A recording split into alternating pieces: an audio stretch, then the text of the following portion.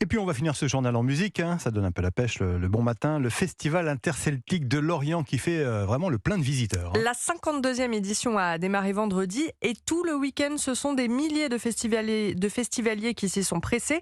Reportage de notre correspondant Charles Guyard. On voit le monde et sur tous les sites, et sachant qu'on va toujours crescendo, donc ça augure d'un très très beau festival. Et la beauté d'un festival, elle se traduit notamment par l'affluence, alors que plusieurs dizaines de milliers de personnes ont convergé hier vers Lorient pour assister à la grande parade des interceltiques. Le directeur artistique Jean-Philippe Maurras espère faire aussi bien, voire mieux que l'édition 2022, dont la fréquentation avait atteint 900 000 spectateurs en 10 jours. Mais est-ce qu'on pourrait faire 1 million en plus? Je ne sais pas. Je pense que la ville a la capacité de pouvoir, sur 10 jours, effectivement, accueillir autant de monde. Après le drame qui a endeuillé les fêtes de Bayonne, l'heure est plutôt à l'humilité du côté du maire, Fabrice Loher. Malgré toutes les précautions qu'on peut prendre, il peut arriver un drame comme celui de Bayonne. Ça pose la question de la cohabitation pour les festivals urbains, entre les festivaliers qui doivent respecter le fait que nous restons une ville où il y a des gens qui vivent. On ne cherche pas à... Voilà, si vous parlez du cap du million, par exemple, ça n'est pas un objectif. C'est pas une course au gigantisme. L'essentiel, c'est que nous restions une grande fête populaire. Et c'est pour ça que nous mobilisons des moyens de plus en plus importants chaque année. Et de son côté, le festival a mis en place un stand de prévention, une safe zone, autrement dit une zone sûre destinée